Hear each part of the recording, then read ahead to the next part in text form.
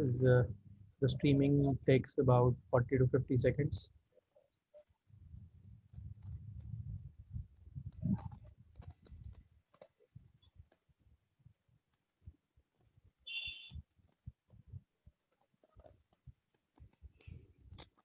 This event will be live in Codangular webinar group for the members, and the video can stay there as long as you want.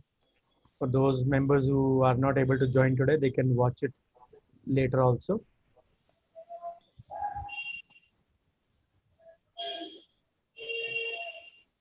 Dr. Vaiju, please keep on checking the page as well, the group as well. It will be live in just about 20 seconds or so. Just check it and just let me know when it is live. It is showing me live here. Just check it out and then we can start.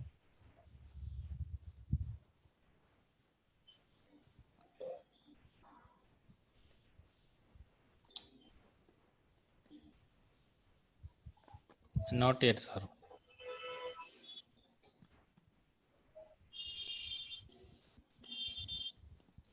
I think it is there. Just check it out again because it is there. Jithin വരുന്നുണ്ടോ അത്? Yeah, it is there.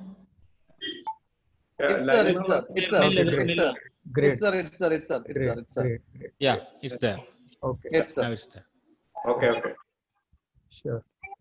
Okay, I'm going to just unmute you all so that there is no disturbance, because this is a Okay. lecture but only the host can or the co-host can unmute themselves, and or the other obviously we'll be taking up all the queries later on, so if any are there. So let me share my screen first.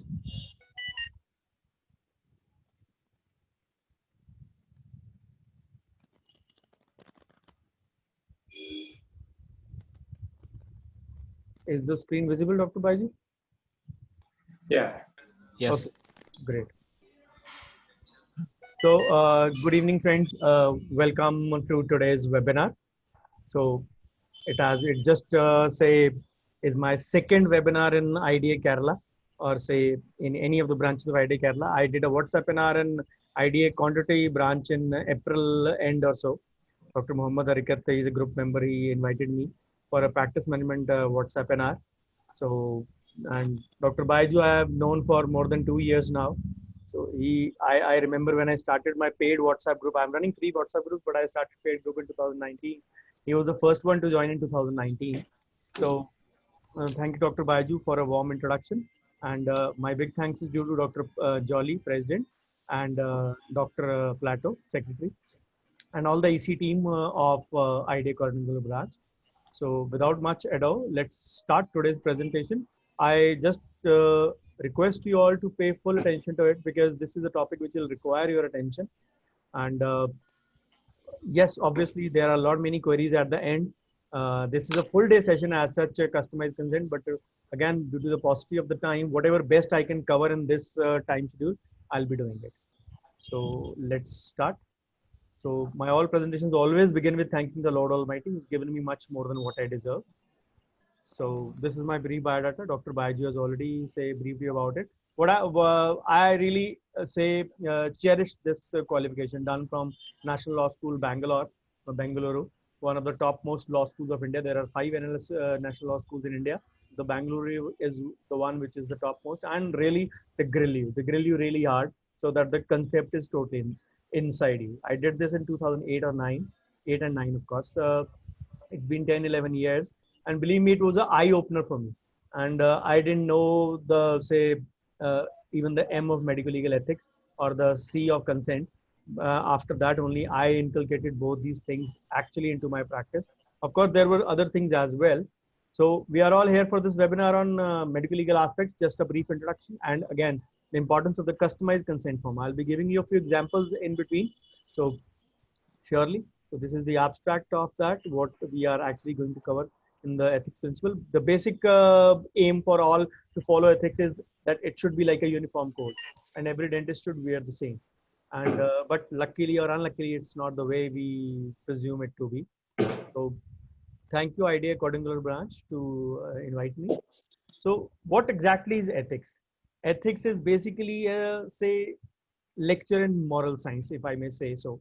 It is about understanding the moral principles and theories in life. It is the differentiation between the right and the wrong, and that comes from within. Nobody needs to tell us these things, but these come from within us. So if we define ethics, it is a system or code of conduct and morals advocated by a particular individual or group in the society. So medical ethics is not different from it as such. So moral and ethics come from Greek and Latin words, Latin and Greek words, which basically means the custom, the tradition. It is Aristotle also called it as the say study of virtues and vices, the correct, the right and the wrongs. So if I say in the simplest style of Rancho from Three Idiots, it is actually a science of ideal human character, how we should behave and how say the distinct direction should be made between what is right and wrong, and the duty has to be followed, and good interpersonal relationships should be maintained with the patients. We all actually are say witnessing a sharp change in our say clinical life. At one point of time, doctors or dentists were considered equivalent to God. Then because at that time the society or the patient decided that yes, doctor is equivalent to God, and you decide what is the best for us. And then it became the shared decision making, that we both sit together, discuss the pros and the cons, and then it became by law the fully autonomous choice of the patient. You have to inform each and everything, but the final decision has to be by the patient. And even if the patient makes a wrong decision, you are there to rectify that, but in whatever way you can, so that the patient does not commit a mistake and choose a wrong treatment option. As I said, ethics, we all desire ethics to be like a uniform code, and all dentists should wear one, but unfortunately not. The biggest ethical challenge we all have is that colleagues will have say poor knowledge in ethics all over the say India. We are not taught actually medical legal ethics at various points, but this is the way actually things have to go, and people like me are there to help out. Dr. Vishwas Puranik, Dr. Kumar Swami, there are many people who actually deliver lecture on these things, which actually go a long way in telling the society about the virtues and vices. So if we broadly say distinguish what is the code of ethics, there are say 6 or 7 principles, but the broad principles are the 5. It starts with beneficence. Beneficence means doing only good for the patient. The second is automatically non-maleficence. Non-maleficence means doing no harm to the patient. Then justice, treating patient unbiasedly, no discrimination to be made on the basis of caste, creed, sex, religion, or whatever economic style, whatever. Then patient autonomy. The patient's choice is to be respected in all the way. Then veracity, truth telling. We automatically need to inform the patient what, if any, wrong has been committed by us, and that is the patient's legal right as well. So these are the basic principles, along with the principle of fidelity, or we say the confidentiality. So these are the one which are the cornerstones of medical legal ethics. So autonomy basically says that patient has right to full information and self-determination. The patient will decide actually what to do, and it comes with the free and the informed consent. The consent word is not consent, it is actually informed consent. So free will and accord and intentional participation in the treatment, and respect and dignity has to be maintained. But the bottom line is that the patient should have the capacity to think, decide, and take action. Then non-maleficence, doing no harm. The sanctity of life, or in our case teeth, is to be preserved. If any risks are there, the risk and benefit options, RBOs, the risk, benefit, and options are to be say explored in an equal manner. Then beneficence, always acting in the best interest of the patient and considering patient welfare as always paramount. Always weigh success against the risks, and it should be always that we should learn to say a no. That is where actually we commit a mistake. We forget to say a no in most of the times and come to patient demands. Then justice, as I said, it demands that we need to treat all people, all patients fairly, irrespective of any kind of discrimination, so that there is no injustice done to anyone. Then patient confidentiality. it should be upheld. You don't need to discuss. At this point of time, I'll mention a very brief point. We daily see so many cases being shared on WhatsApp groups, social media, Facebook, without the patient being blinded. The first thing is, did you ask the permission to publish photographs or the share the say external photographs especially? If not, you're committing a mistake. Even if the patient gives a consent, you still need to blind the patient. And that is primarily for the extraoral pictures, where the patient's identities need to be disclosed. For the intraoral ones, you do not need to take any consent. You can share it as it is, because that does not disclose identity unless you want to do so. So there are other ways when you might have to disclose the identity, ordered by the court of law or any say public health clause, or in sometimes the patient has done a say malpractice suit or say case on you, then you need to save yourself, then you need to disclose. Or sometimes when you need to refer to a fellow colleague, when the thing falls behind your ambit, and you need to do it. And this principle is actually a covenant of trust factor, and we need to actually maintain confidentiality very, very clear, unless ethically and legally required, as I mentioned a few scenarios. And disclosure still should not be beyond what is expected. So the honesty is still the best policy. Truth telling, veracity is still the best policy. So the only thing is that Indian culture is not in such a way that actually demands us in a way. So the patient has the obligation to full and honest disclosure what we want. And then with the autonomous choice comes the say system of consent. A patient actually needs to know or have a full disclosure about the nature of intervention, the risks, benefits, options, as RBOs we call them. What are the options if the patient does not want to get it done, or if the patient wants to get it done? What are the say risks or benefits in both the cases? As I said, if the patient is willing to make a wrong choice, you have to identify. Just giving you a very common example. A patient comes to you with a missing tooth, a 3-6 area.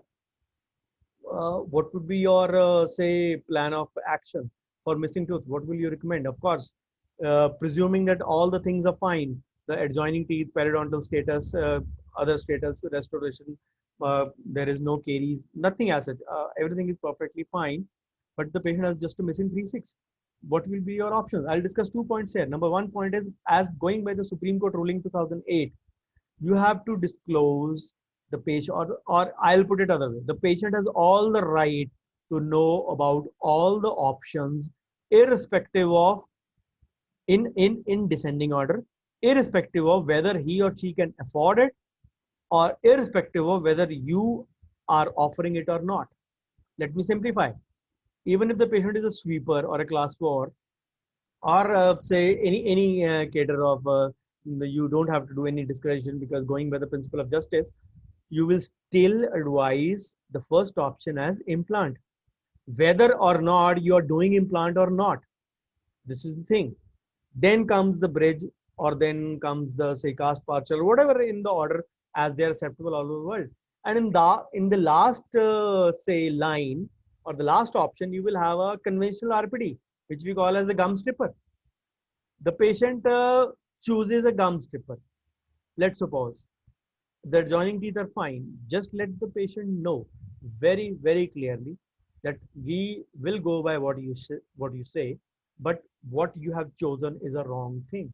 Your adjoining teeth are fine, but the clasps, or the orthodontic, or not, sorry, the orthodontic, but the prosthodontic clasp which will be praised, the normal clasps, 21 gauge, 20 gauge, whatever your lab is using, will put undue pressure on the adjoining 7 and 5, leading to mobility, leading to periodontal problems, leading to bone loss, and leading to all those things.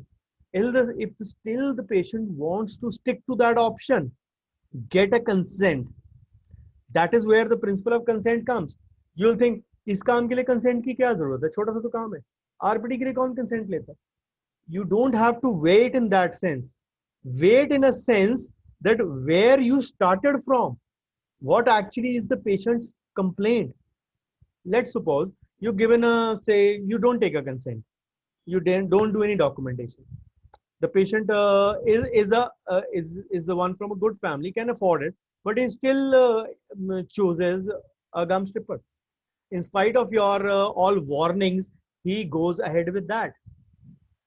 And tomorrow, 6 months down the line, he feels mobility in his teeth. He goes in for a second, he forgets what he had told because it was not in black and blue. I mean, in written. He goes to another dentist.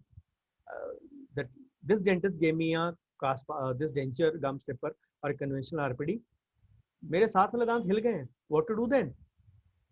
And knowing all our colleagues, they add fuel to the fire most of the time. What will happen? The patient will say, try to come back to you in angry mode. Managing the angry patient, I did a webinar very recently. Or the patient will try to file a suit. What is the defense with you? That you gave all the options, but the patient chose the RPD. And that is the basis of today's informed consent session. I'll be coming to that. I'll take this point here and continue it whenever the scenario comes. So let's continue ahead.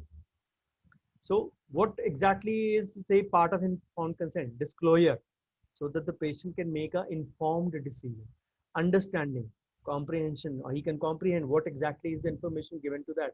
For that, he needs to be, say, above 18, voluntary, no pressure, no coercion, or say, or any kind of, say, forcing of the same to the patient.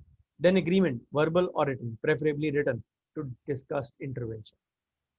So medical, say, ethics is based on the covenant of trust act. And as a physician, as a healer, as a professional, it is our duty to follow the law of ethics. And just as veterinary is expected to love animals, a physician is love to, say, made to love human life. We as dentists should have love for humanity and, of course, teeth as well. So I hope you get the base for the informed consent. So let's just begin with the consent part now, because that is going to take a longer duration. So it literally means I agree. And the word is not exactly consent. As I've already said, the word is informed consent. We are all used to witness one line. I hereby give consent to Dr. ABC or Dr. XYZ for my treatment, and I shall not hold him or her responsible for any damages that happen to my jaw and teeth. This is the consent we are used to. This is known as a blanket consent, totally invalid in the court of law. You'll be wondering what next then? Don't worry, I'm not going to divulge all the books here. So the concept of, just understand the concept of consent, then I'll be giving you a few more examples. The basic principle comes from respect for autonomy and the, say, patient's choice for self-determination. The only thing for behind consent is that no patient should be touched, in our case, teeth, beyond his permission or without his permission. So it was first introduced in practice in 1957.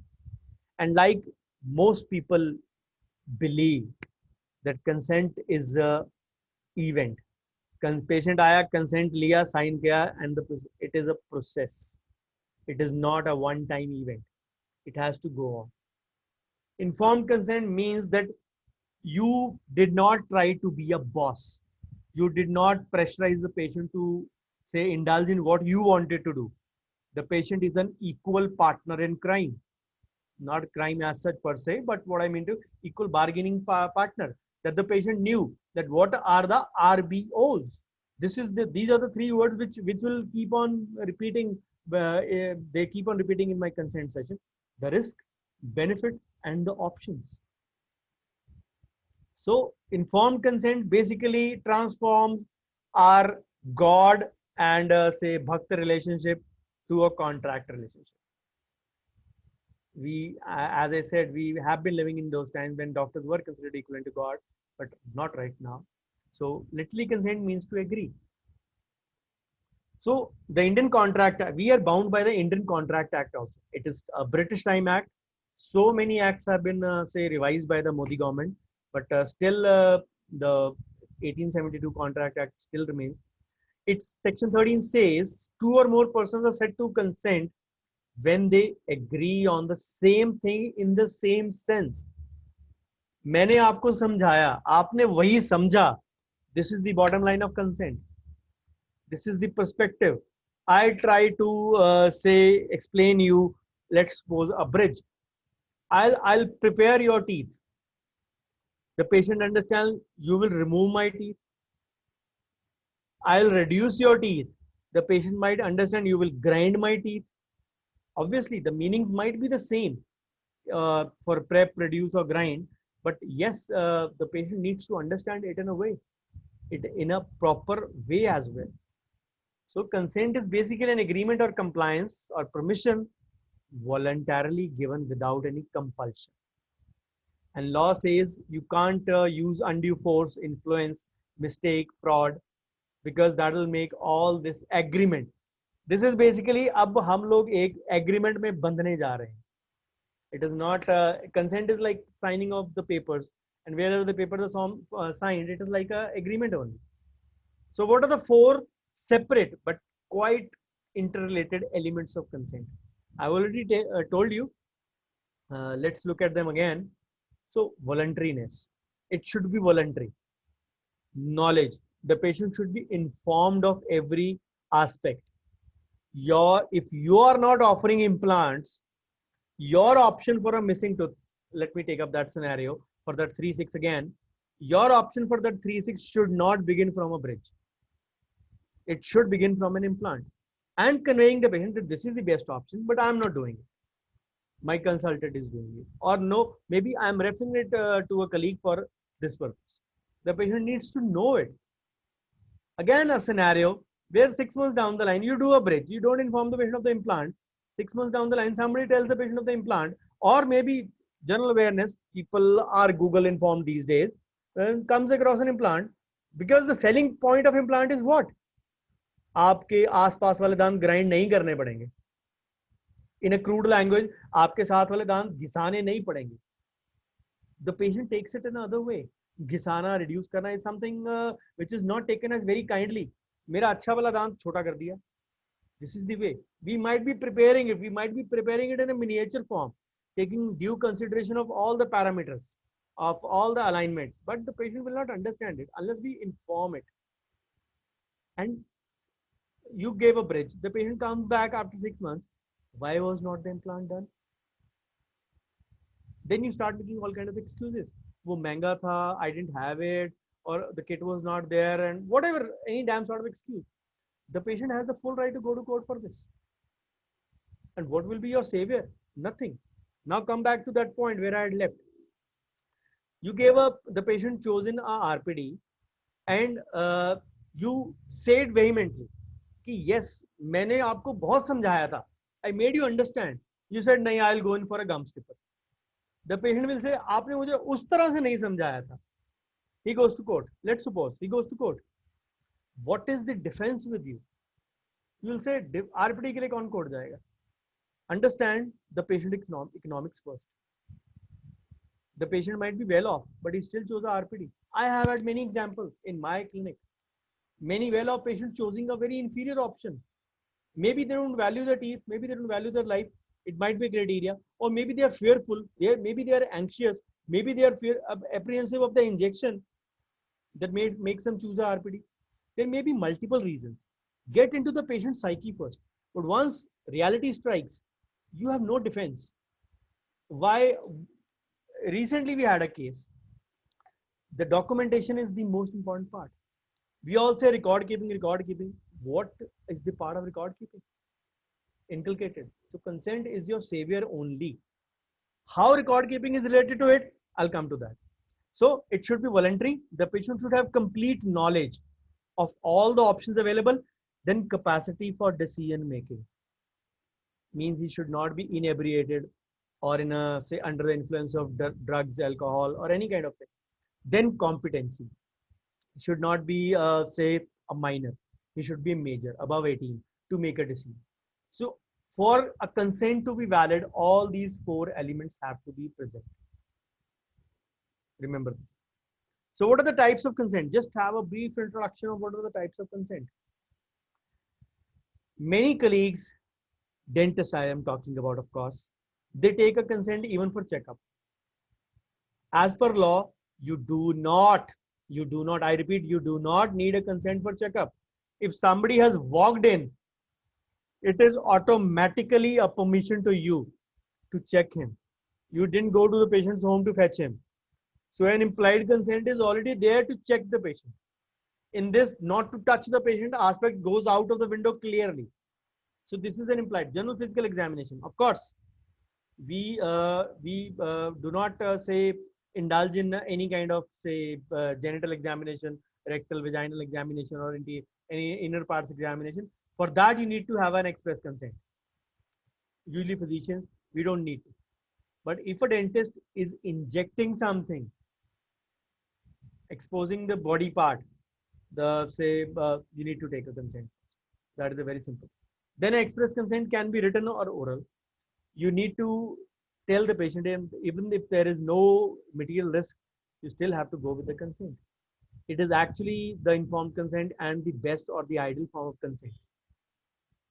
So informed means the nature of their condition, the nature of the proposed treatment, the benefits of the proposed treatments, the risks of the proposed treatment, the available alternatives or options, the benefit and risks. Word तीन रहेंगे वही RBO, risks, benefits, alternatives or options. These are the three things which will play an important role in say consent part.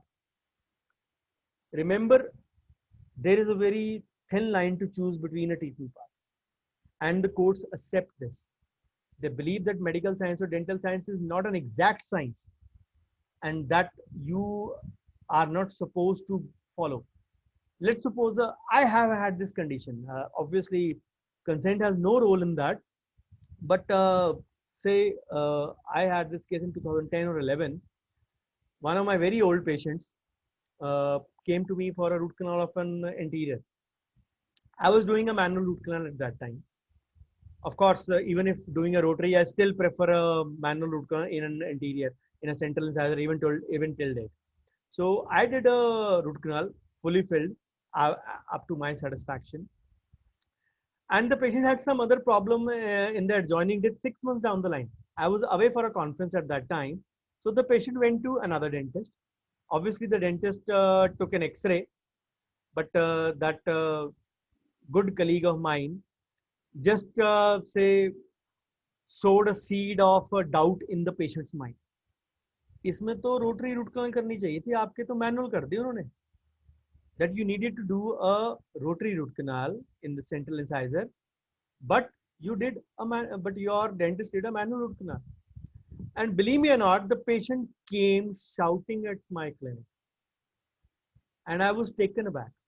Obviously, I was into 10 plus year, 11 plus years of practice at that time, but still such kind of incidents make you say, understand that what is the patient's psyche in it.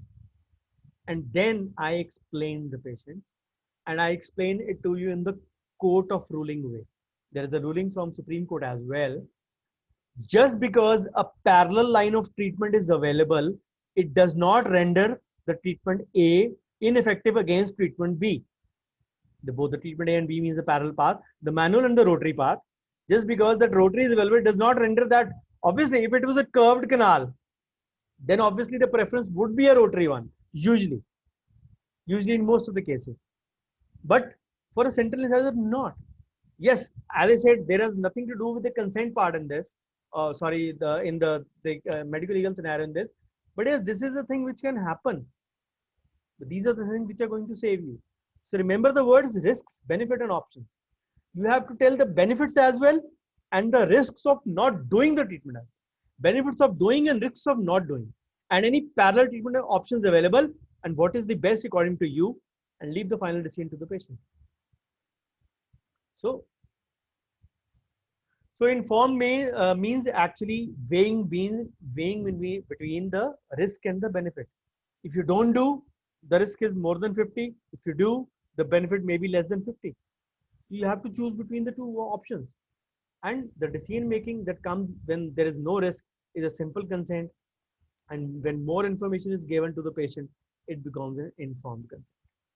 It is a presumed consent in cases of emergency, any mishap happening outside your clinic on the road, any mishap happening, God forbid, in your clinic because of any injection or because of any reasons inside your clinic. It is an emergency condition. You will not wait for the consent, even from the patient accomplice or patient relative. You need to institute the emergency treatment to save the life of the patient ASAP. Then tacit consent. Consent expressed silently or passively by omission. The patient kept quiet when you discussed, so it means that the patient had an opportunity to forbid or refuse. Then a proxy consent. A consent when parents of child are mentally unsound or even a patient is unconscious. It is also known as surrogate decision making or a surrogate consent. So in emergency happened in a school, let's suppose, and parents guardians not available at their workplace, consent can be obtained from the person who brings the child for treatment. For example, in this case, school teacher. This is known as loco parentis in the consent terminology. Then another form of consent is telephone consent, where the parents can't come in a city metropolitan like a Mumbai or a Delhi, where the parents are working far off and the emergency situation is there. The same has to be explained to the patient, and the one who is brought, the school teacher or any relative who is brought, he or she should be listening on the parallel line. There will be 3 lines. You will talking to the parent, but the parallel guy also listening, or it is on the speaker. Those things have to be still there. All the 4 elements: voluntary knowledge, the competency, and decision making. Obviously, for a minor, the major makes the decision. And once the telephone consent part is over, as I said, the third party should be listening on an extension, or it should be maybe a hands-free, because there are no landline these days available. So the parent should be told of the needed treatment, and if the parent says go ahead with the treatment, and that you can take that as consent. But once the patient comes back again, and you have to record this audio call, and when the patient comes for a follow-up, get the paperwork done on the consent part, like the normal procedures you do. So it should be documented in patient record as well, and signed and countersigned by the listening third party as well. Then, as I said, a follow-up letter to the patient, and or maybe a email. Email is admissible as a defense or any kind of communication mode in the court of law. And when it comes to dental consent, so as I said, if the patient sits in a dental chair himself, it is implied that it is assumed that implied consent for a non-invasive examination has been already given. You don't need to take in consent for a normal checkup or a normal X-ray. So any other invasive technique like probing, any other radiographs other than normal, any blood test or diagnostic cavities, they should be taken as even a consent from the patient. They can be express oral consent as well. You do not need to take written consent for everything. So valid consent has to be there before the starting of the treatment. It should never be after. It should never be midway. And if we don't follow this, we may be liable to action both by the patient, of course, in the court, and by our professional body, the DCI or the State Dental Council. So touching a patient will also constitute a criminal offense of the battery. Battery means a criminal offense involving unlawful physical contact. It is distinct from assault. Assault is doing unlawful, harassing someone, or pushing someone or hitting someone, but this is something else. Then if the patient suffers any damage because of the treatment, you will fail on double counts, on negligence also, and on the basics of informed consent and record keeping as well. So what are the elements of consent? We have, there are different perspectives to see at it. एक doctor का नजरिया, एक patient का नजरिया, एक ideal नजरिया. There was a movie recently by, I don't remember the name. It was Siddharth and Isha in the Shatrughn's daughter in there.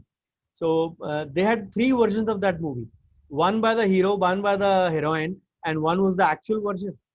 So similarly, in consent part, we have the 3 versions.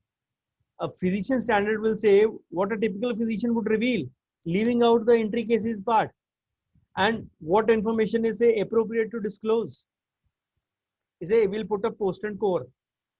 So if the root is not very, it is in a good condition, you will not say कि post डालने से it can fracture, it can tear off, it can shear off. This is the reasonable that we expect this thing, इतनी information they. Then we tell patients very little part, because otherwise the option is ऐसे अगर सब कुछ बताएंगे तो patient तो कुछ करवाएगा ही नहीं treatment. So that is the thing. Then the reasonable patient standard, that we actually need to know all, because after all it is our body, it's our teeth, and we need to know all before making a final decision, because the final autonomous choice lies in the hand of the patient. And then the third one, the say subjective standard, the actual, what the patient needs to know to make an actual say informed decision. And the standard is actually the most challenging one, as I said, because it requires tailoring information for each patient. And we will say have, अगर patient को सब कुछ बताएंगे तो कोई भी patient कोई भी ट्रीटमेंट नहीं करवाएगा. So obviously we have to maintain a balance between that. Then the degree of probability of a risk arising, the seriousness of a possible injury. For example, say nerve damage in a third molar. For example, a space infection when draining out, say a big periapical lesion. So these are the two most important aspects patient need to know before being able to consent to treatment. Tell the patient very clearly, if you get it done, there are chances 20%, 30%, 40% that ये damage हो सकता है. But the reverse, the benefits you told, the risks, if you don't get it done, it will surely lead to this infection, this disability, this cyst formation, or whatever reasons, whatever situation is there. So then the patient needs to make a balance between that. What is there? When you throw the ball in the patient's court, the patient automatically comes with the choice, and the patient doesn't doubt you. And then the same thing has to be in black and blue, in written, of course, as I say. So the emphasis should be on the subjective standard, the ideal version. So we need to actually tell the patients their needs and priorities when providing information about this. So individual preferences also have to be taken into account when you identify his or her needs. And if the patient's questions are there, you need to ask or to say answer them about the procedure. And that is where actually we commit a mistake. In North India, it is very common. I'm not sure about the southern part of India, in Kerala. But here we say, beta mere ko ye dikhana hai, I have this problem in this tooth. Baitho. You say, beta iska mere ko estimate bata do. Tell me the estimate of the treatment. Baitho baitho aunty koi baat nahi kar lenge. 5-6 बार आना पड़ेगा, वो मैं कर लूँगा. I'll do it. You have to come 5-6 times. We skip all the protocols totally. Medical history, allergy history, any allergy testing, any informed consent, any written work. Once you start the treatment, the consent has no value. The consent has to be before the treatment. You can't take even the consent midway. Try to understand this. So the patients have a right to know. If you're doing an anterior implant case, the patient needs to know that he'll have a occasional say loosening of the temporary. They'll have occasionally say Maryland fitted into that missing area. The patient will not have that say great kind of a smile in the intervening healing period. Of course, presuming that you are not doing an immediate implant. So these needs need to be taken into consideration. कि social life पे कितना अंतर होना है. How you need to. Some people still don't give temporaries for a crown. They forget to inform that crown आज बनना दिया, it will take manufacturing for 3 to 4 days. 3 to 4 days the patient is bearing the sensitivity. And if this sensitivity sometimes become irreversible one and turns into a root canal, God forbid, who is to blame? Of course, not the patient. Only one person is to blame, that is you. And then we start. आपने इसके साथ गर्म चाय P होगी, आपने इसके साथ ठंडी आइसक्रीम खाई होगी. We start taking say those things into account, that the patient mistake is there. No, it is our mistake. We need to inform the patient. Of course, nip the evil in the bud, rectify the problem at the first and only. So we have a duty to explain all the relevant facts to the patient and not using a technical jargon, not using more of a technical terminology. Use simple language that the patient can understand. And consent part always begins. I'm a big fan of, I've written a whole book on first consultation. So I'm a big fan of, I never start my treatments, long case never before 3 or 4 sittings, a normal case not before the second or the third sitting. This is a very routine in my clinic. I don't have any insecurity of losing the patient. I believe if the patient has come from a referral mode, he's going to stay. He's going to know that I have, say, I have been chosen as one amongst the 15 or the 10 other guys in my area, the dentist, I mean. So if I have been chosen as the best by the patient, need to leave that insecurity. You can easily identify that window shopper patient easily. But the patient is not a window shopper. You really need to calm the patient first. Anxious patients are the biggest ones, are the toughest ones to tackle in the clinic. Do the first consultation, do the allergy testing, do the medical history part, do the paperwork, consent part, then start the treatment. We have this notion, patient chair pe baitha, get some treatment, kuch bhi kar lo, get a deposit, 1000, 2000, 2000, and the patient is yours for life. Ask yourself, example for you, you go to a mall, some holiday destination company is offering a gift voucher, and along with that they are saying take our membership, just pay 5000 today and the whole package is 1.5 lakh, just otherwise this package is for 2 lakhs, we are offering it for 1.5 lakh, you can block it by paying 5000 today. You get impulsive, you buy that package, come home, have a talk with your colleagues, your friend, it has a company bekar hai. This is not a good company. Don't say trust your money with it. What will you do? Will you pay back the remaining 1,45,000 or you will forego that 5,000? Obviously, you will do the second option. The same can happen with the patient for you. If you try to jump the bylaws, remember this thing. All the patients are Google informed these days, and you need to justify all their doubts before starting the treatment. And once you start the treatment, you need to be on the same ground. You understand, as I said, the same thing in the same sense is to be understood by both of you, so that there is no room for any kind of miscommunication. And that is where, let me now come to a very pertinent point. One of my group members asked me in the morning, sir, you say that record keeping has been your biggest, say, asset. And where does the consent part fit in? Where does the record keeping fit in the consent? Before I answer this, I'll give you an example. Let's suppose a patient comes to you with a caries 3-6. By the look of it, you can say, of course, not bypassing the radiographic norms, but by the look of it, you know it is a perfect case of a root canal. Obviously, a simple decay just penetrated into the chamber, and you can do a good root canal out of it, and the X-ray justifies it, that you are thinking on the correct lines. And the patient say, you say, I'll do a root canal and you will be saved.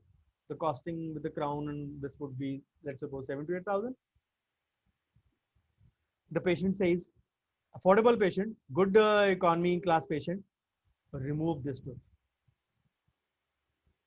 Now, the question to you is, what consent will you take? You will say, sir, extraction karni hai, so we'll take consent for extraction. 6 months down the line, the patient does a malpractice suit on you and asks you that my tooth could be saved. Why didn't you save it? What defense do you have? This is where the customization of the consent form comes in. Customization is on 2 accounts. Number 1, as per the treatment, means separate consent for extraction, root canal, prosto, for every specialty, a separate root canal. The second, customization. What do you get? What do you see as the normal consent forms? That is treatment mein ye risks hain, ye benefits hain, ye everything, all those things covered. That is, you find on the net very commonly. These are floating everywhere. People ask me for a consent form. When I tell them I don't have a fixed consent form, they laugh at me. Sir, aap dena nahi chahte. I always tell them I make a consent form every time. A customized one immediately. I have those templates ready with me, 28, 29 templates ready with me. I just fit in those templates and take a printout, and my consent form is ready in 10 minutes or so. Your commonly available consent forms on the net are the body of the consent. The top and the bottom has to be customized. Now you will ask me what? You talk to the patient that this is a salvageable tooth. Get a root canal done. The patient wants a extraction. You're taking an extraction consent. Where does your record keeping or consultation come in? Yes, you made an entry into your record book, but those entries can be manipulated later on also. 6 months down the line, you can alter your Excel file. Of course, presuming that you're maintaining digital records, which is a preference these days. So your consultation, your discussion will fit in there.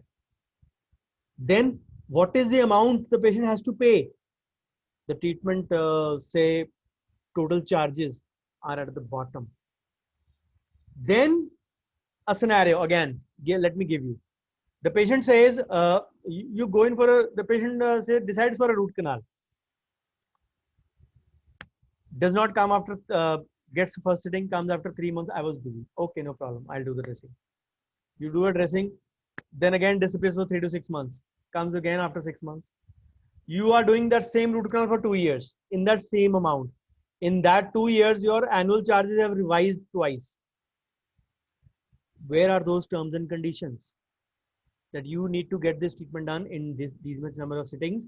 If you don't come back, if you don't appear, if you come after a gap, you'll be charged again. Where will that come? That will come your customized consent form. That is basically a mini record keeping for you for that patient inside, especially for those cases where the line of treatment adopted is different from the routine. The patient wanted to extract, you wanted to save. Get a discussion. A reverse scenario. Let me give you a reverse scenario example. The tooth is badly decayed. By the look of it, again, not bypassing radiographic norms, you see almost the furcation, say pulp, not the pulp polyp, but gum polyp just popping out of the furcation area. You know that it is all but almost fractured or about to fracture. The patient says, and you confirm it by the radiograph. The patient says, save this tooth. You recommend extraction in this case. You save this tooth via partial pulpectomy or a root canal, whatever, and doing a sealing via MTA, whatever you're doing. And now what consent will you take? You'll say, I'll take a consent of RCT. Let's suppose you told the patient that this tooth will not last 3 to 6 months. And the same happens. The 6th or the 7th month, the tooth fractures. The patient comes with the crown and this thing in hand. See, this is your tooth. This is the kind of work you do. They start on shouting, forgetting that they had signed the consent, or sorry, they had been told about this thing very clearly that you are not supposed to say save this tooth. This is bound for failure. उस वक्त patient की ये choice होती, जितनी देर चलता है चला दो, जब तक बचता है बचा दो. Obviously there are no half measures. You'll always do the full treatment only. So this part will come in consent top. The tooth is bound for extraction, but the patient chooses to save it for the time period we recommend, or time period as long as it survives.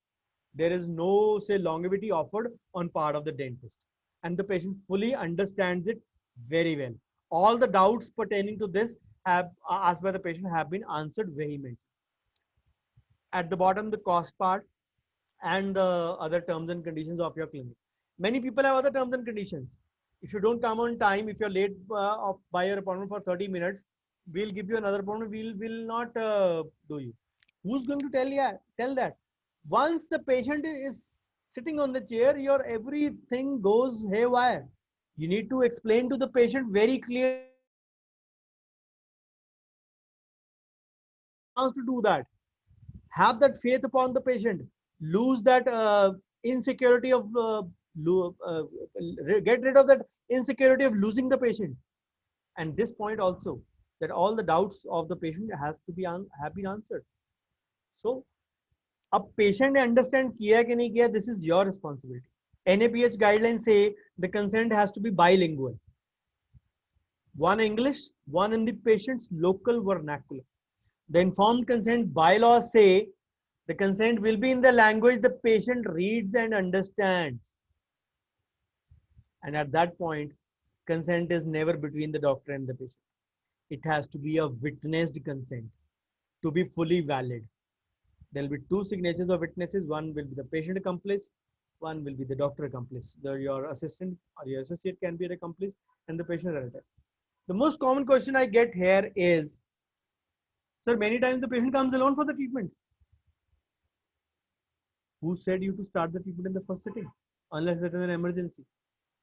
That is where I'm telling you, use that first consultation, use that area time to build up the rapport, especially for long cases, especially for high stake cases, especially for those cases where the volume or the number of the money is involved in a great deal.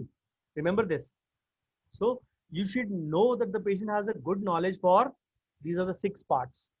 Again, the parts, as I mentioned, the consent part, the purpose of the treatment. This comes in your part, consultation part. The nature of the treatment, we know what it involves. The root canal, it carries all these side effects.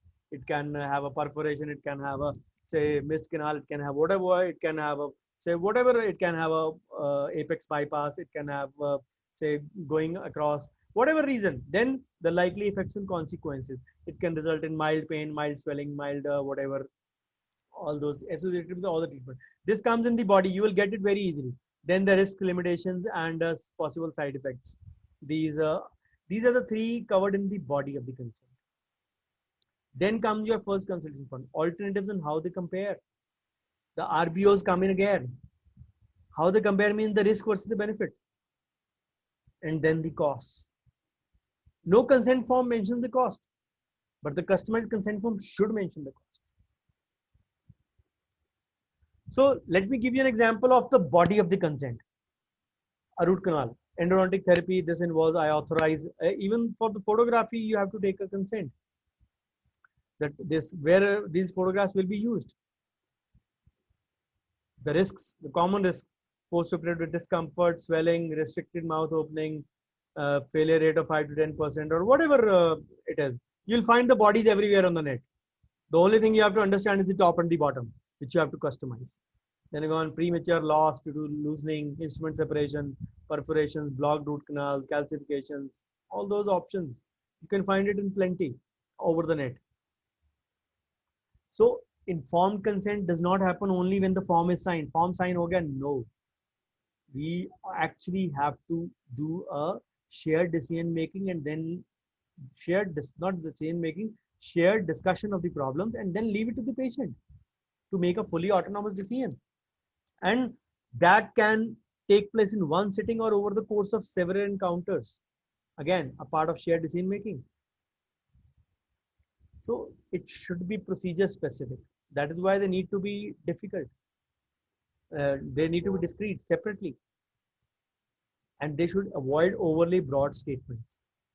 Root canal has a good chance to succeed 100%. Never. Implants are 100% successful all over the world studies. Don't use technical data where it is not justified by the science. Then consent should be taken before the action, never after the starting. Blanket consents, as I mentioned, are not acceptable at all. So what exactly, apart from the other 6 factors I mentioned, what all needs to be mentioned? The legal name and the date of the birth. It is a very common thing in Punjab. Someone named Harpreet Singh will have a nickname Happy. So you'll write Happy.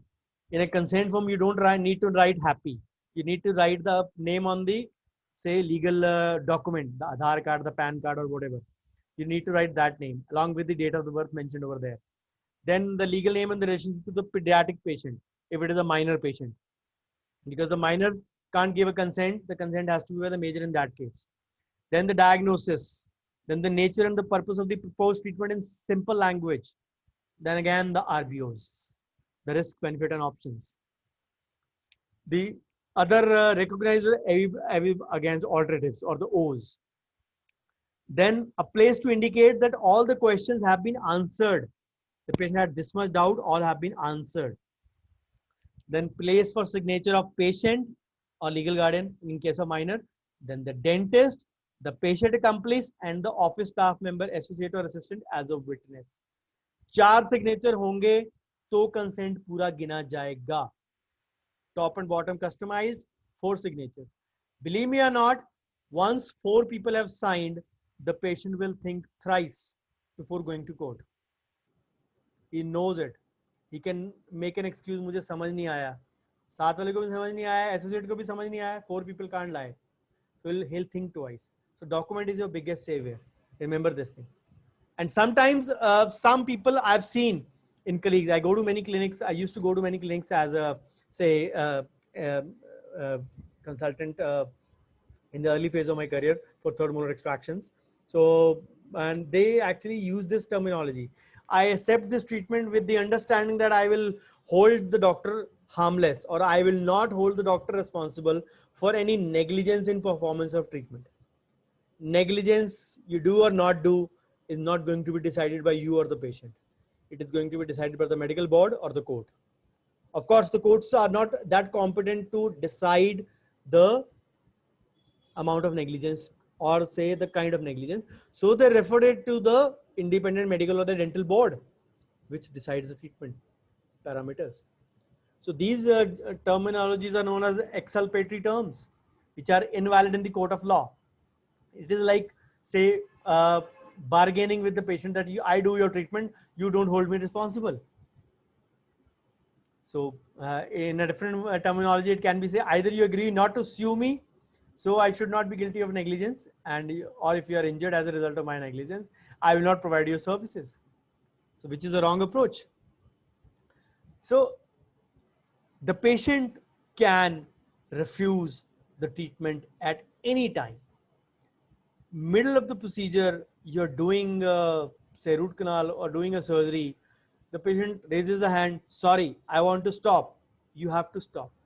The patient can refuse you anytime, but you are the fairer sex in this regard, if I may say, in a lighter vein. You can't refuse the patient, even if the patient does not pay you. As per the Indian Contract Act and as per the doctor-patient ethical principles, you cannot leave the patient in between. You have to complete the treatment. And yes, you can say omit to say a no to the next segment. The patient can withdraw consent at any time during the performance of the procedure. In between that, obviously people will say if a patient wants to go, they'll take a signature that yes, I am doing a llama kind of a thing, leaving against medical advice. Obviously many patients who are angry at whatever, if they had any pain or if they didn't, they were anxious or they apprehensive or anything, they like to leave the treatment midway. That is where the treatment comes. So the patient should be, if the patient refuses to sign that I'm leaving, I don't want to sign anywhere, that the harm or the ill effects of that treatment which is not been completed should be mentioned to the patient and documented in your case record. Because you have the consent signed with you, the patient can't hold you guilty because he is the one who refused. But you can't force the treatment onto the patient. So as I gave you an example, the dentist say recommends that a root canal is needed, but the patient goes in for extraction. This entry should be made in patient's record and in your consent form as well, customizing the top part that yes, you need to do that. Believe me, it is not that difficult as you are seeing, because the bodies of consent form are available all over the net.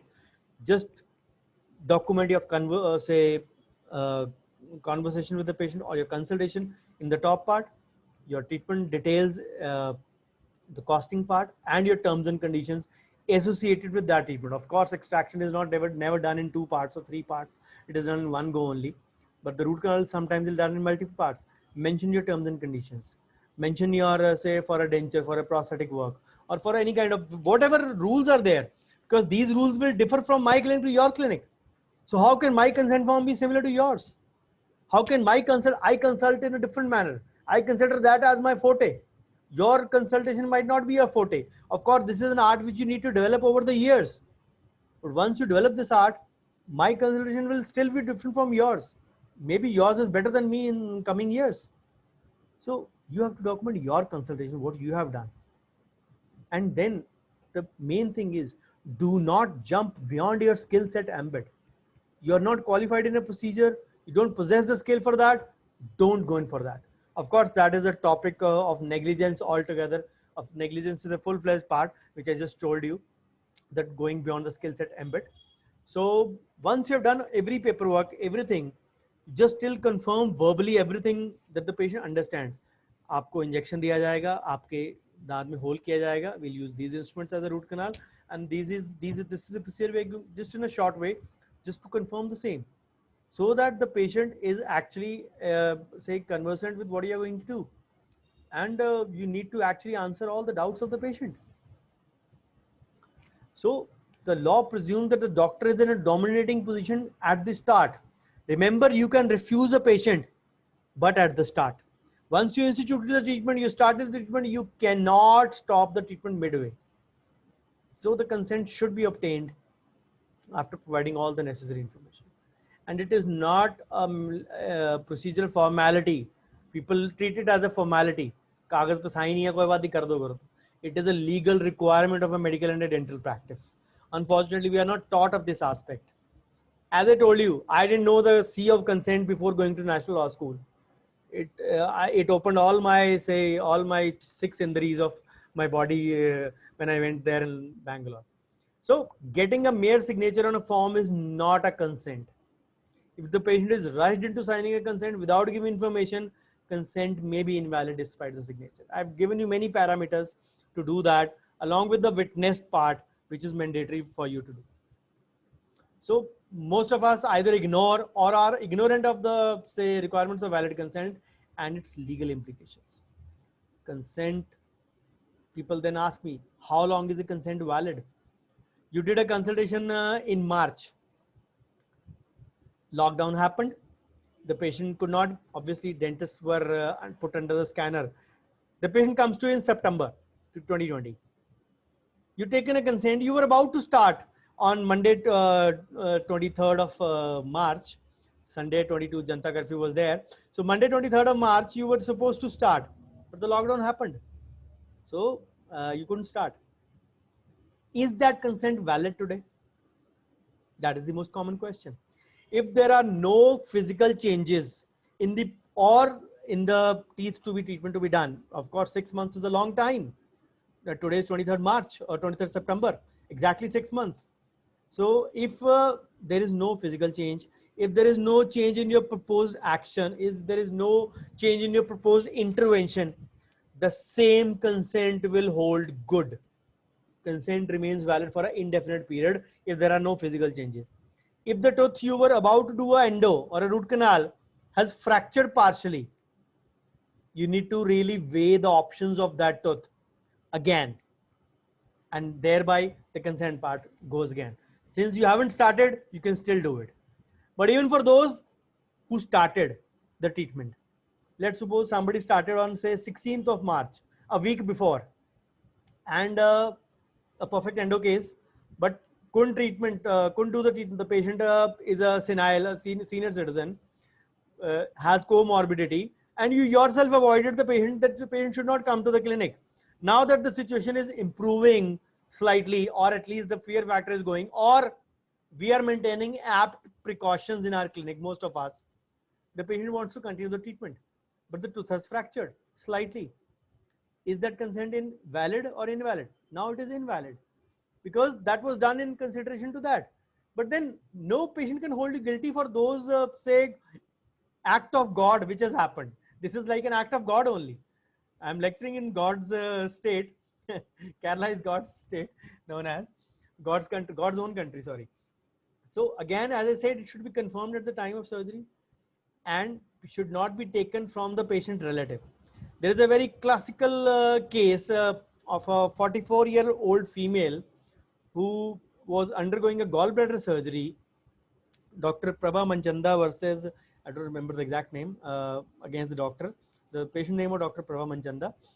So a very classical case of the 70s or the 80s. And she was a 44-year unmarried female. She was undergoing a gallbladder procedure. In between, emergency occurred, and don't know the details, can't tell you the details here, but the patient's ovaries had to be, say, removed. And in the middle of the procedure, the patient's mother was made to sign the consent.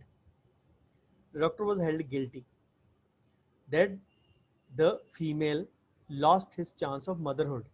Remember, the female was 44-year-old, unmarried, and in those days, in 70s, people used to have, females used to have menopause till 58, 60.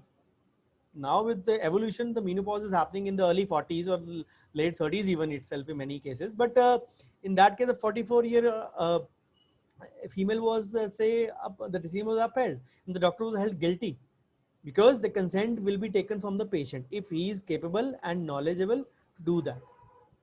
No one can consent on the behalf of a competent adult. So consent should be free and voluntary.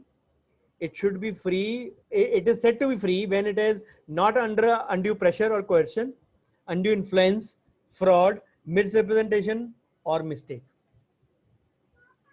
So consent should be, again, those three words, which I said will be repeated multiple times. RBOs, risks, benefits, and options. You have to disclose the patient about his condition, the prognosis, the treatment benefits, the adverse effects, the available alternatives, the risks of refusing the treatments, and the treatment cost. Many people do not mention the cost. The fear, if we documented that, we are not showing that to the income tax people. Another of my topic, finance, which I speak very fondly upon. Income tax se bachane ke liye people save this costing part. Believe me, if the patient consent is written in, the treatment cost is written in black and blue, there is no going back on that also. That becomes a valid document and the patient knows that I have signed. And even if it is a legal document or not, some people fear signatures on any document where there are witnesses as a very important thing, where they can be, because it is like a breach of a contract.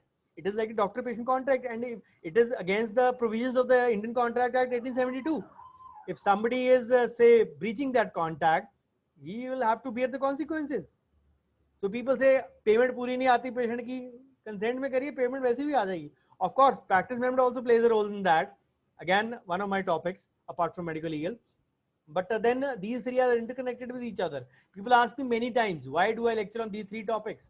I mentioned very fondly. At the end of the day, we all want to earn money. And practice member tells us to actually earn more. But in doing so, sometimes we cross on the wrong side of the law. That is where the role of medical legal ethics comes in. It tells us to not tread on that path which is wrongful, tread on the rightful path.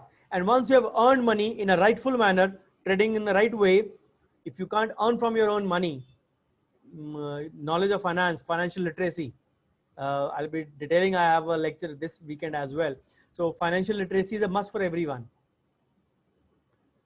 So what are the consent principles? It should be procedure specific. It should not be a blanket one. The one done for diagnostic, like for a, say, periodontal probing or a biopsy sample or a, say, OPG or a, say, occlusal X-ray, it cannot be considered as a consent for therapeutic treatment. And during the surgery, as I said, is not acceptable.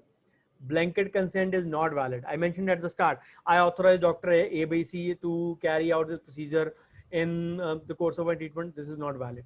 And I will not hold him responsible. This is not valid, absolutely. So fresh consent for a repeat procedure. Always. Just because you extracted this 3/6, you don't need a consent for 4/6. If you're extracting, let's suppose, you again need us. The wording might be similar. Exact wording of the consent might be similar. Of course, if the situation of the tooth is similar, of course, the side effects will be the same. The word 3/6 can be substituted by 4/6, but still it needs to be taken again. A freshly informed consent must be there before every surgical procedure if it is a re-exploration procedure. Witnessed consents are legally more dependable and valid in the court of law. As I said, patient is free to withdraw his consent anytime. If the patient withdraws the consent, the procedure should be stopped and recontinued if the patient agrees to do it. So consent is no defense in cases of professional negligence. If you commit a negligence, don't consider that consent will save you from that. and consent is not fixed with a good form. अच्छा सा form ले लो doctor Bhavdeep से या किसी से भी तो मेरा form हो जाएगा. It should always be customized. Always. It is always preferable to take the same in patient's vernacular. Always use short and simple sentences. Avoid technical terminology. So it is not ethical to impart correct and necessary, not only ethical to impart correct and necessary information, but it is also important legally. And this communication needs to be documented. So sometimes even the professional indemnity insurance will not cover for lapses in obtaining valid consent. Of course, many companies provide for loss of documents, but sometimes consent part will not be, especially if it is a case which is a high stake case, and they might consider it as an intentional assault. So besides the clinical skills, you need to have these 5 things. Communication, the first consultation, the documentation, putting it in black and blue, then the communication of documentation, informed consent, then documentation of communication, your record keeping, then preservation of documentation, preservation of records. These 5 things need to be maintained purely. Why do patients sue their dentists? Wrong and unpleasant outcomes, being negligent during treatment, wrong tooth treatment, and consent related issues. Believe me, record keeping and consent are the biggest say banes of any terminology. And on case sheet and records, or say informed consent, poor record is poor defense, no record is no defense. If we are not maintaining any records, obviously we are not doing any good to ourselves. So we have to remember that in court of law, the focus is on treatment method formulation rather than the treatment outcome alone. So coming to the end, just to give you a summary of this. So I'll be taking up all the queries, all those posted in that. I'll be unmuting all of you once I just finish in just a couple of minutes. So dentists have to use their skill and knowledge, and we have to give due consideration to patients' needs as well, their desires. We have to be honest and trustworthy in their dealings with the people. We are not doing a perfect science, but the standard of care, again, the component of negligence only, needs to be adhered to very, say, commonly. And treatment below the standard of care is considered negligent and can become ground for malpractice suits.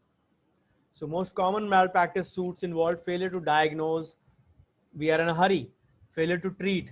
We don't treat because the patient hasn't paid. A timely reference.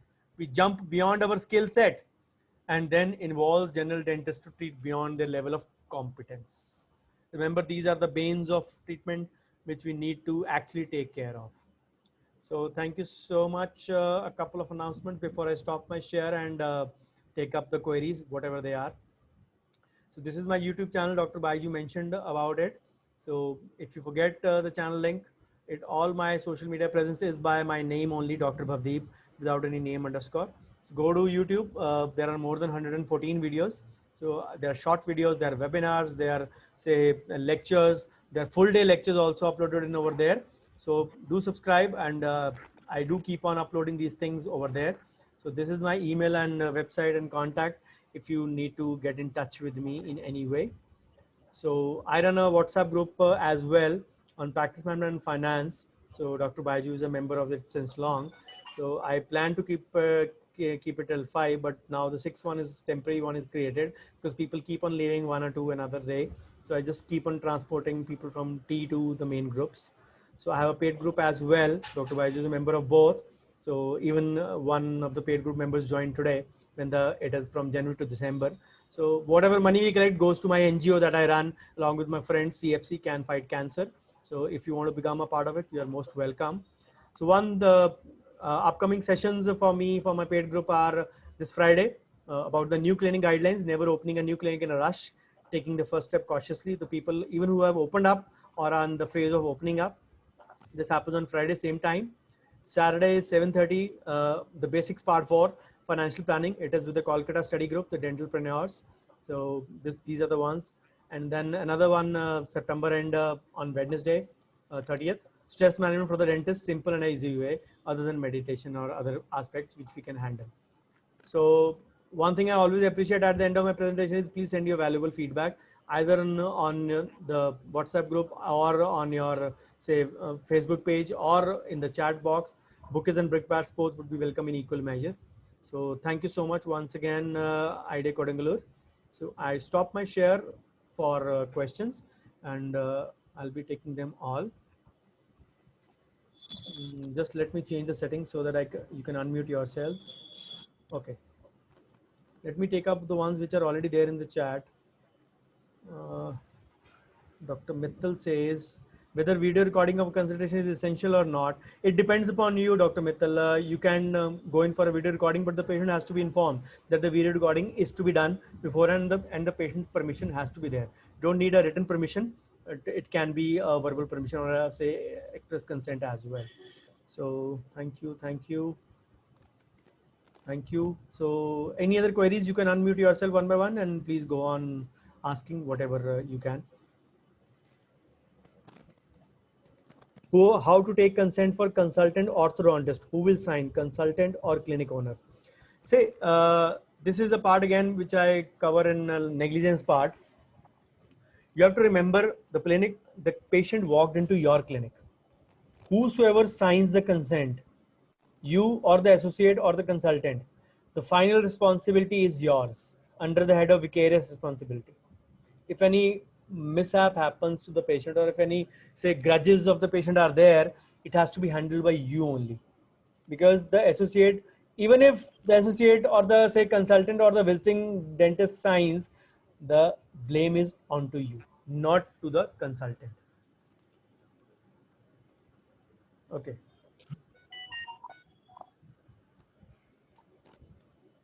You can unmute yourself and ask queries if there are any. Sir? Yes, Dr. Arshada. So what if sometimes the patient leaves the treatment midway, he retracts his consent and maybe he's upset or something, he refuses to sign on the form stating that he has opted out of the treatment, and he comes back later after some time saying you discontinued the treatment or something like that. So what do we do in that case? See, your record keeping will come handy in that. These kind of things rarely happen because, as I said, you mentioned it very clearly, your terms and conditions and your consent signing. I presume that you have taken the consent. It is a witness consent at the start, and the patient, because of any reason, apprehension, anxiousness, or any maybe whatever reason, illogical ones sometimes, patient opts out and discontinues the treatment. And your terms and conditions are mentioned in there if you don't turn up, because your record keeping will come in handy over there. Your patient entries are there. If you're allotting a serial number to your patient every day, you will obviously, you can't entertain one patient in that to say get rid of all those numbers. Those numbers will come in handy where the serial numbers which you have allotted, so that can be your savior. But obviously one patient who has signed along with the witness, there are 4 signatures, he will think thrice, not even twice, he'll think thrice before making any kind of a allegation on you, because he knows I have signed it and he is responsible equally for his act. And this is a very, very rare case scenario that the patient will blame you. The patient will, this can happen that the patient comes back to you, feels apologetic and wants to continue the treatment. There you can make adjustments. But the patient coming back to you and blaming you, where especially if you have done the signature part, is a very, very rare thing, which is not possible usually.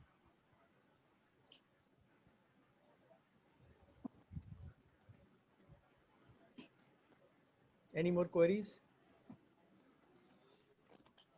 All clear or nothing clear? It's all clear. I've tried to say summarize all the one-day content into this 1 hour and 15 minutes. I tried my best to give you all the common principles. Of course, there is an overlap with negligence, also overlap with other principles also, and these things actually again take a lot of time. So, So, yes, Dr. Bhavni. so we need to take consent for each and every procedure, like even the scaling, polishing, or the smallest procedures, like you mentioned for RPD. See, if the consultation, the consultation plays a very important role in this. The RPD I mentioned because the background was the patient was well off. You need to have all your eye, ears, and say all those sensory organs open up. You know that the patient can afford it. He's still opting for a RPD. That is a classical case where the problems can arise. Learn to visualize, learn to foresee things. These are the things they can create a problem. But in doing this, you don't need to cross the line to be finicky as such. This happens with most of the people. They try to overthink such things. Agar ye ho gaya to, yes, things are possible, but don't overthink. Number one. Number two, the scaling patient. I always say wherever there is bleeding involved, do take a written consent. But if the patient is a generalized one, healthy one, a grade 1 calculus kind of a thing, there is no comorbidity associated, you can go with the express oral consent as well.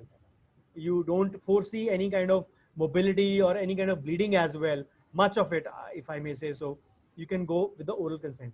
But if there is a senile patient, a comorbid patient, or if there are expected some tests to turn, say, mobility wise, or say root exposures or sensitivity happening, you really need to take a written one, mentioning all the RBOs.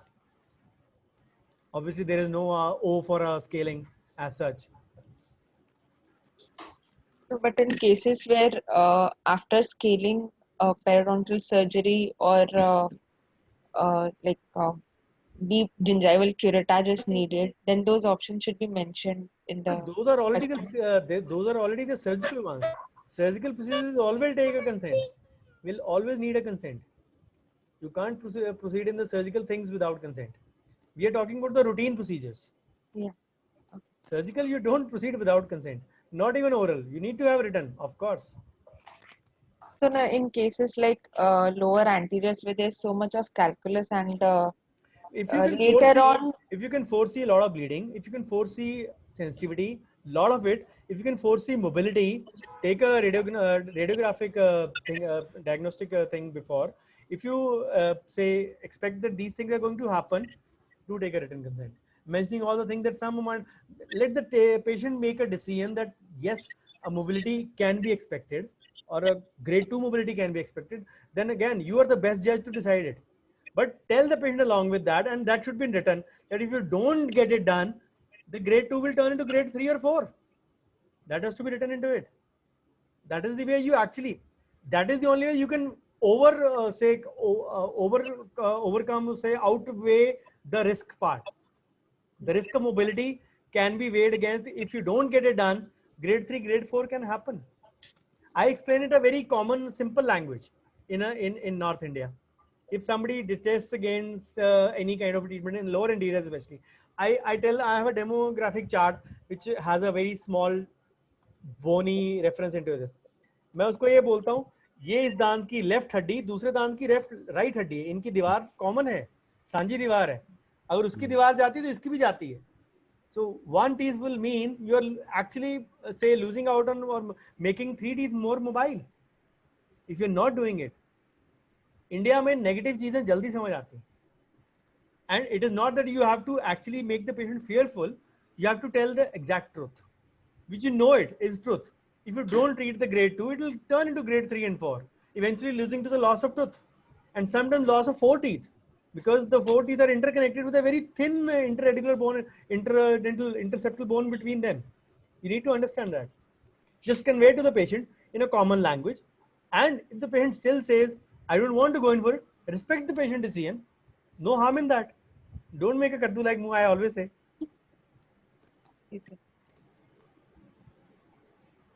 and full mouth extraction case, there also we need to mention all the details. No? Like Full mouth extraction cases, yes, you can take a common consent, but if there is a third molar involved, or if there is a say any anatomical variation involved, where you can see that any extraction can cause any benefit or any problem, then you need to take a separate consent for that. Otherwise, a normal consent mentioning all the teeth number in one single consent. Again, when you start prosto, the different consent part. and even the teeth which can be saved, like root canal to be done, then the separate root canal consent Yes, for those. if you are using them for overdenture or Yeah. using for any other purpose, you need to mention that very clearly. See, the first part in this is usually extraction. The root canals follow later, because root canals or overdentures we try to do at that time when we are close to the prosthetic stage. We usually do the extraction part first. Yes. So what you can do is you can put in your consultation part at the top of the extraction content consent only, and mention a word in at the bottom that the prosthetic and the endo and the prosthetic consent will follow. The patient has been detailed about it, that as well, in the same consultation like this. You don't need to mention the top again in those. That can be covered in over here. And just a one line insert at the bottom of that extraction consent, it can be included in that only. Get my point? Yes. Thank you. Let me just check.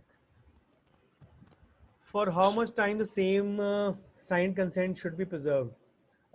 See, all the medical record keeping, the thing is, in negligence, we discuss this very commonly. There is a, say, limitation period in courts. Limitation is period that the patient will go to the court and file a case against you. That period, according to the Indian law, is 2 years. But sometimes, just as COVID there is scenarios there, or any other, say, even a female respondent, petitioner is there, or the judge is in a good mood, he can allow a condonation of delay, can be delayed, and that is usually up to 1 year that is taken. So to be on the safer side, we all say that record keeping is to be there for 2 + 1 is equal to 3 years for all the record keeping, and for all, again, consent is a part of your record keeping only. For the minors, the record keeping or the consent is to be there from the age you have taken till he or she turns major. So if the kid is 5-year-old, you have to retain that record for 13 years. For a major, 2 + 1, 3 years. And for pediatric patient, we need to take signature from father and mother both. See, the pediatric patient can't sign. The guardian will sign on the behalf of the patient. And the second witness would be the mother usually. The father and the mother both will have to sign. Anyone can be the, say, patient, or on behalf of patient, the guardian. Or it can be, say, any other guardian appointed by court as well, if the parents are not there by chance.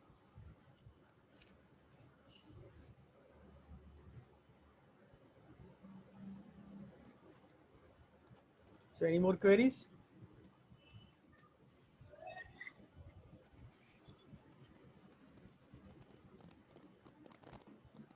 Sir, I, Yes, Dr. Why, Harshit. sir? So that means in almost every patient, the consent has to be customized, right? So, like, how do we go about it? In almost every patient, there will be varying conditions and varying treatment options or varying needs of the patient. And so, how do we go about it? Like, there can't be a same consent form in the clinic kept, like that. How do we go about The it? topic was importance of customized consent form. Topic of today was customized consent form. Yes. It can't be same. It really can't be same. I'm glad you brought this up, but that is the bottom line. That is the thing I have been saying in the whole 1 hour and 15 minutes. You summarize it in one line. The parents have varying degrees of presentation of cases. This is the thing. You have to actually go about it. So if the 5 fingers can't be same, how can the consent form be same? I mentioned it in the presentation itself that Dr. Bhavdeep's consultation will be different from yours, and your consultation will be different from mine, and your patients will be different from your mine as well. So how can it be same? So the bottom line is to treat less, spend more time with the patient. It goes back to my practice management thing, identifying the needs and the, say, wants of the patient. Get to know more about the patient, the communication part.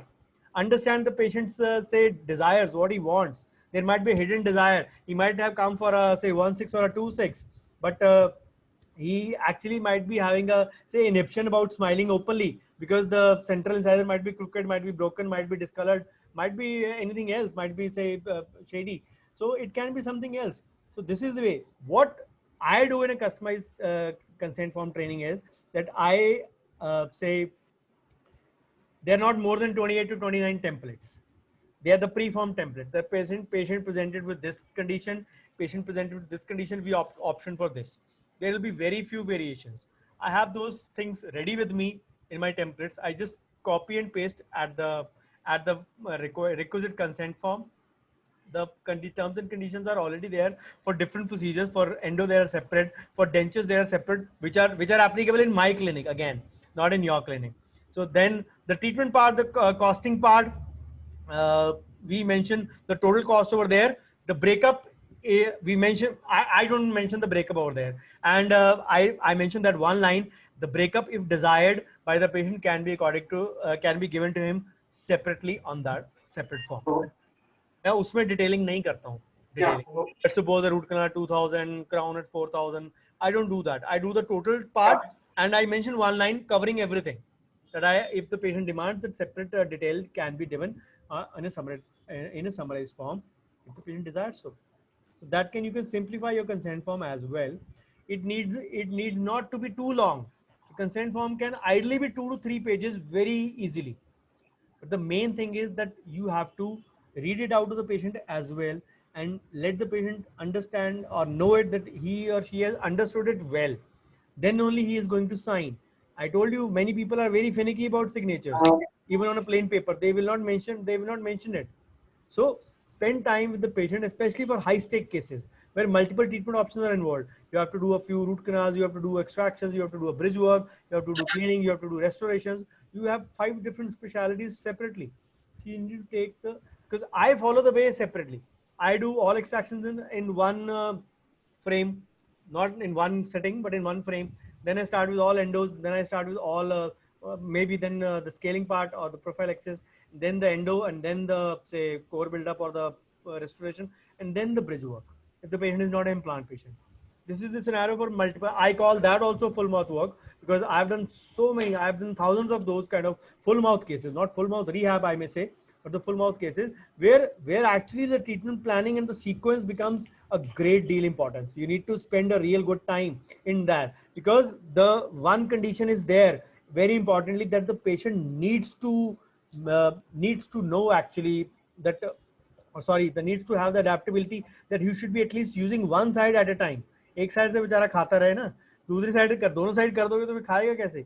Lot of planning goes into that. You really need to spend time on your dashboard or your say on your board so that you can actually decide what is best for the patient and then convey the same. You have to formulate a plan here, write over it, sleep over it, write down on the paper, then sleep over it. Then once you're sure, convey to the patient. And once the patient is convinced, then we start with the treatment. That is the sequence I follow actually. Remember who or she, he or she has to pay you 50,000, 1 lakh rupees. He will not be very kind on you if you don't follow a proper protocol. And this becomes a part of internal marketing as well. That yes, the doctor is very sure of himself. He's planned the things. He conveyed me the things. He's done the proper paperwork. He's done the proper precautions. He's given me the proper instructions. And here we go. And I am in sync with it. We actually understand the same thing in the same sense. The bottom line of that. If you joined at the start, this was the line I mentioned in the beginning. Sir, Importance of second consultation. Yes, yes. Yes, Dr. Bhavna, you were saying. Sir ortho के लिए भी लेना है. किसके लिए? Ortho के लिए क्यों नहीं लेना है? सब स्पेशलिटीज के लिए होता है consent. Okay, let me just. कभी लिया नहीं. कोई बात नहीं, बहुत लोग बहुत चीजों के लिए नहीं लेते हैं, बहुत लोग सारी चीजों के लिए नहीं लेते हैं. Start it today. जब जागो तब सवेरा. So sir, the patient did not sorry, I'm just taking the questions from the chat box. Sir, the patient did not disclose the systemic conditions and drugs taking, and unfortunately some drug interactions happened. Will the dentist be sued for that systemic conditions? See, once you take the consent part, I mentioned the first consultation. The first consultation will not only mention the treatment planning, it will mention the medical history as well. That yes, patient was asked about the medical history. The patient reported clearly it was fine. Remember, the patient is signing on that. If the patient is signing on that and you've taken the history and he's read it, you can't be sued for that. You can be sure. But if you're not taking the history or you're not taking the consent or not doing either of the two, you are possible to do that. You are possible to fall into that. So consent should be in the language that the patient understands, right? Yes. Should it be recorded in both English and local language? I mentioned it in the presentation. The NABH standards of guidelines mention that the consent has to be in 2 languages. It has to be bilingual, English and the language patient understands. If you have to choose one language that I'll take consent in one language, it has to be in the local vernacular, whatever the patient is comfortable with. If the patient is illiterate one, you get a signature. Say, मेरे को तो समझ ही नहीं इन्होंने किस पे signature करवा ली है. That is where you actually falter. If the patient asks for a copy of the same form for his record keeping, should we give? Yes, we are liable to provide any documents to the patient within 72 hours. These are not 72 working hours, which are approximately 9 working days, excluding the Sundays. It is 72 hours, means 3 days you have to perform. You have to say, provide all the documents desired by the patient, whatever the patient wants. And as per law, you can charge for the Xerox as well. Of course, it will be a petty amount only, but if you want, you can charge for the Xerox as well. The patient has full right to not the originals, but the Xerox. The original records belong to the dentist. For multiple treatments in a single appointment, for example, scaling and restoration in a single appointment, should consent be taken separately? I believe paperwork should be accomplished in a sitting before starting the treatment in the next sitting. That is my way of doing it, especially if you're doing multiple things. If you're doing a single thing, say a normal healthy patient you want to do, or in a comorbid patient you want to do a scaling, I have those templates ready. I just fit in and get the signatures done. If the patient is not coming with a relative, then I don't start the treatment, because the consents in my clinic have to be witnessed very clearly.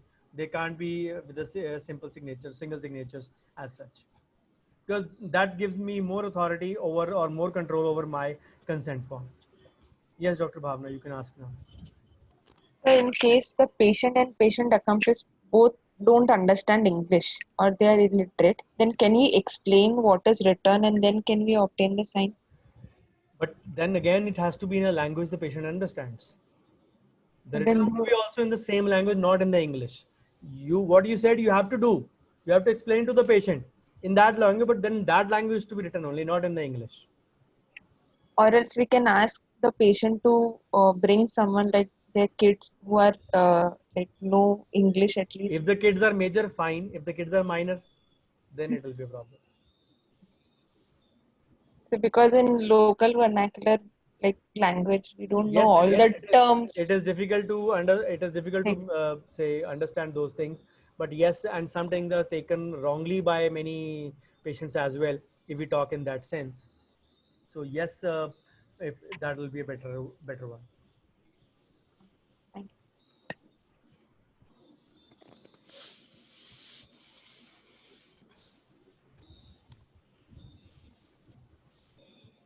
you. Anything else, or we wind up?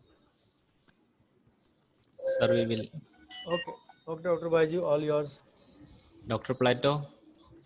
Okay. A lot of thanks. Babaji sir, it is in a single word. It was a wonderful presentation. Very informative. I think we can avoid a lot of tensions, and I think we can more be safer side while we have practice in all the specialties. I think this time, I think when we have conducted few webinars in these days, we got a lot of questions. I think all were listening very well because many were muted their camera. So we used to have a doubt that whether they are attending or not. But today I am very happy that all were listening, and there are a lot of questions also. I wish we were very thankful to sir for the sir's acceptance for our presentation for webinar. I hope we can later have a live presentation in our branch. And we advance invite you, sir. And we were very thankful and happy for you. And I will also thank all the participants for their lively interactions with the questions also. Thank you, sir. Thanks once again. Over to Baji, sir. Okay. Okay, Thank you, Baji, sir. Once again, thank you, sir. Okay, please do put in your feedback in the respective groups wherever you are, or on the Facebook video, or wherever you can. Everything would be acceptable. So thank you so much for being a patient audience. Again, the try was wishes for us future. Thank you so much. Okay, take care. Goodbye. Good night. Fine. Sure. Okay. Bye-bye. Baji, sir.